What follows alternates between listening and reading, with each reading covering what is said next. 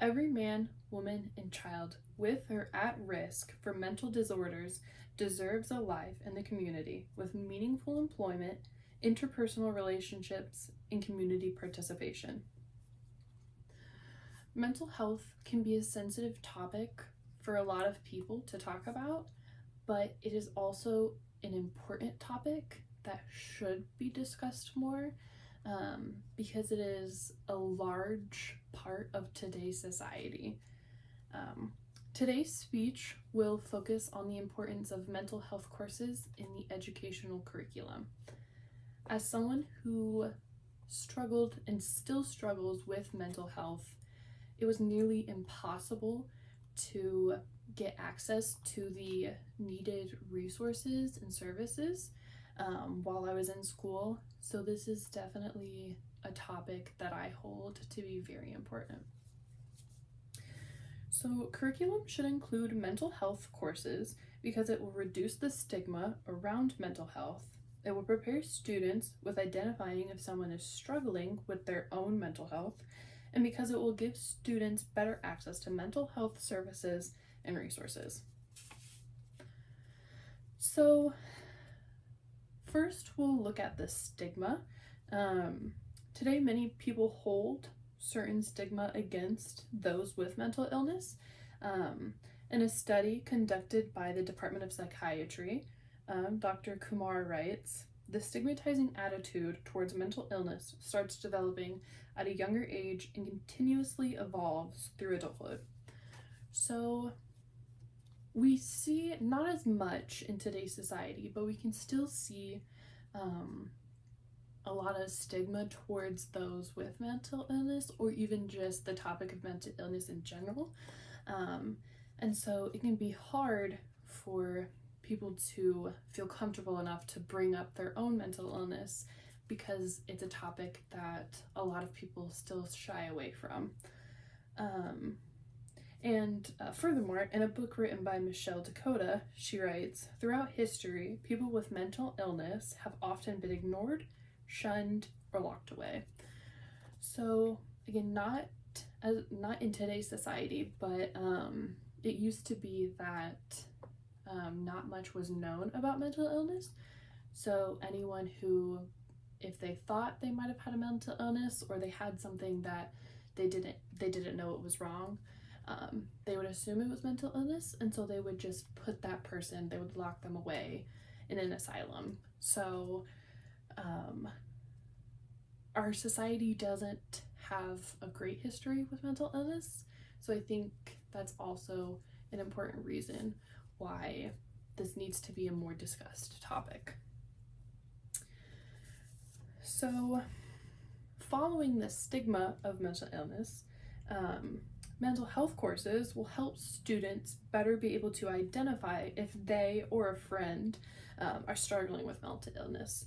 So in a journal about school mental health, H.C. Wilcox writes, "Teen Mental Health First Aid is an Australian school-based universal program for grades 10 through 12. This program teaches teens how to recognize and respond to a peer in crisis."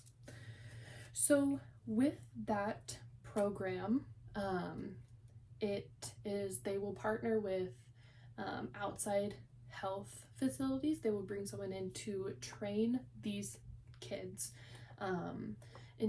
in certain steps to better first understand mental health.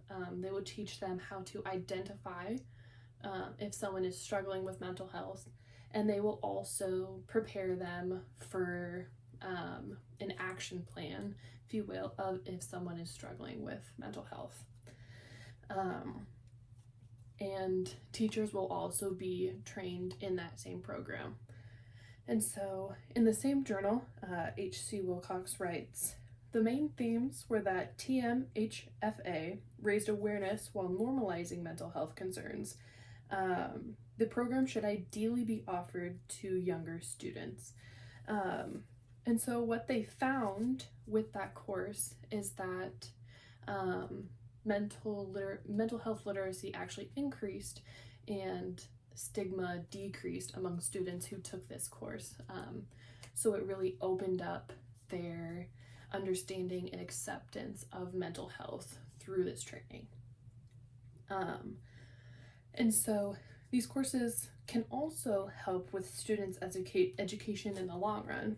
So in a paper from UCLA, Dr. Wong writes, "Current thinking about LCHD asserts that social and cultural factors create a social scaffolding that can support and promote health development." So basically, in short, the U.S. healthcare and education system has recognized that health and education are intertwined. So if a student has a better mental health mindset, then their education will also continue to flourish. And so if we combine those, having mental health classes in their education, it will really help students with their education, getting better grades, not struggling with depression or anxiety, and possibly falling behind. And so the last benefit of including mental health courses in the educational curriculum is the resources. It will give students access to mental health services and resources that they might not have had access to in beforehand. So in the Journal of the American Academy of Child and Adolescent Psychiatry, Dr. Green writes, "Prevention activities in school-based mental health screening may facilitate early identification and increase openness to mental health reciprocation."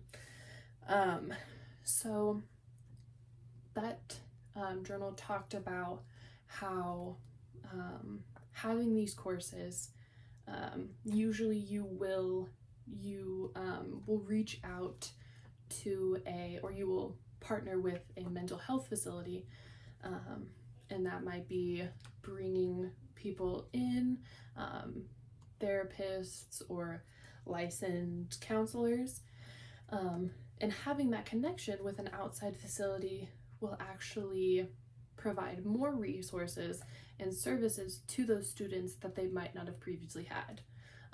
So usually schools might have a counselor that they provide, or maybe a therapist, but they might only have one. So that really limits how much resources each student has access to. So taking everything into account, it is an important